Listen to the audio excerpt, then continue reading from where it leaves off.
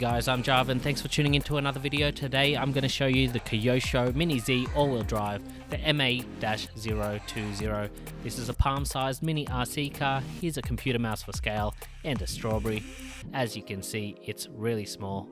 And just like with other Mini Zs, the hard shell body on this car looks absolutely amazing, which is one of the reasons they've become so popular.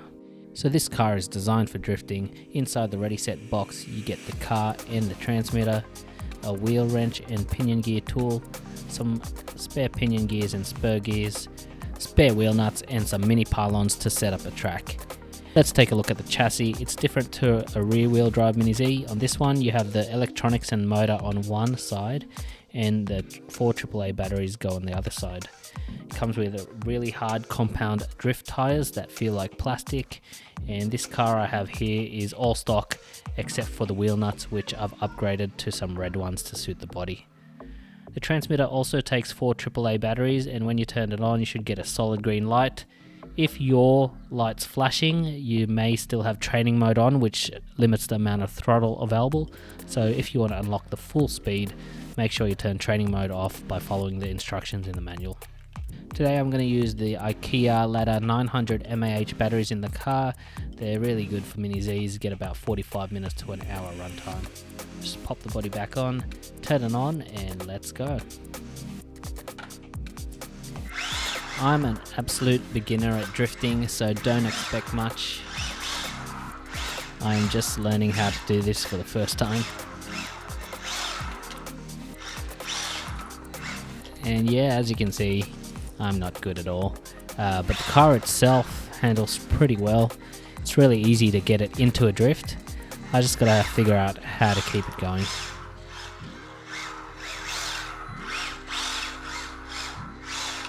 So stock out of the box, I think it's really good.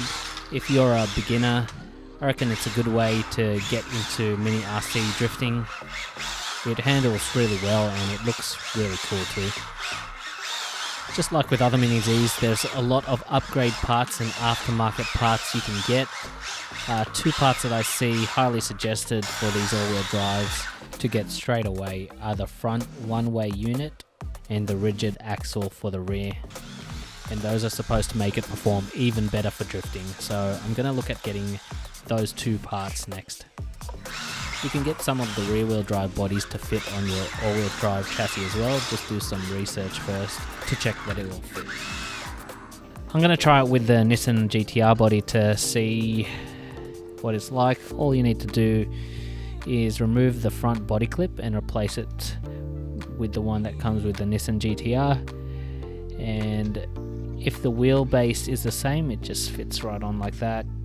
Even use the same wheels and tires, and let's see how this one runs.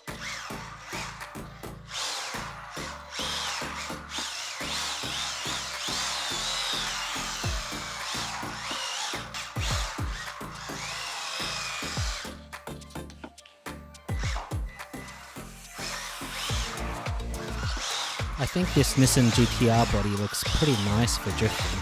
What do you think?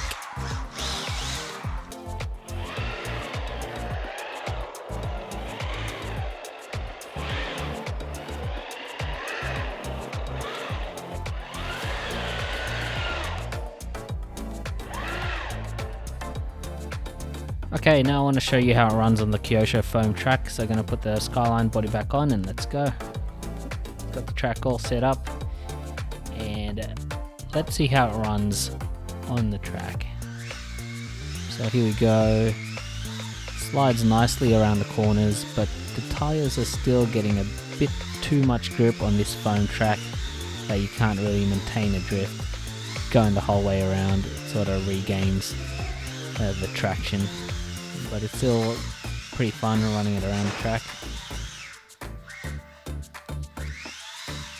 So now I'm thinking I want to try and see how it runs with some soft racing tires on it and see how it handles. So let's give that a go. So I got these PN Racing medium tires that I'm gonna put on. The all-wheel drive Mini Z uses a different wheel design to the rear wheel drives, so just take note of that. To replace the tyres, all you got to do is take the wheel off and the tyre can come off. Then just put the new tyre on.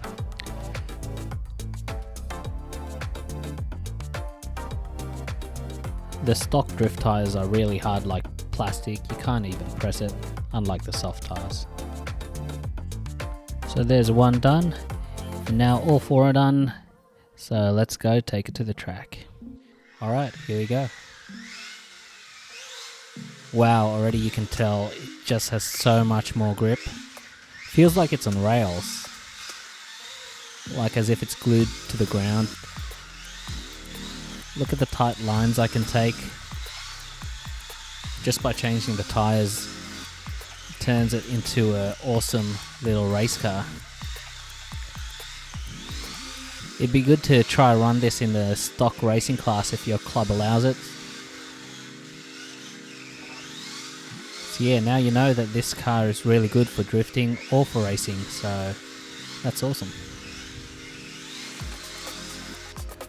Okay guys, I just realized that my steering dual rate wasn't even set to the maximum, so I wasn't getting the maximum steering angle or steering travel, which you probably want if you're doing drifting, so let me just adjust that now.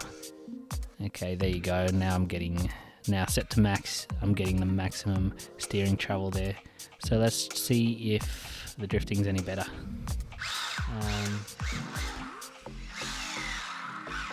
No, still bad.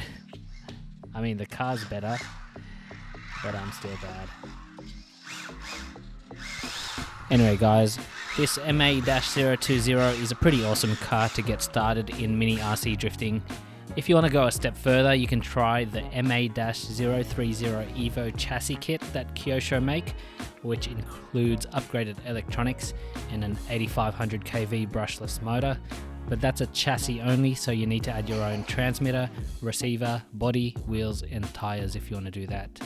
Or if you want to get into rear-wheel drive drifting, there are chassis kits by other brands you may want to try, such as the GL Racing GLD, the Atomic DRZ2 or the Drift Art 2, just to name a few. I'm pretty happy with this one, so I'm going to stick with this, do a few upgrades and see if I really want to get into drifting or not. Anyway, if you enjoyed this video, please hit the like button, subscribe if you want to see more, have a great week, and I'll see you next time.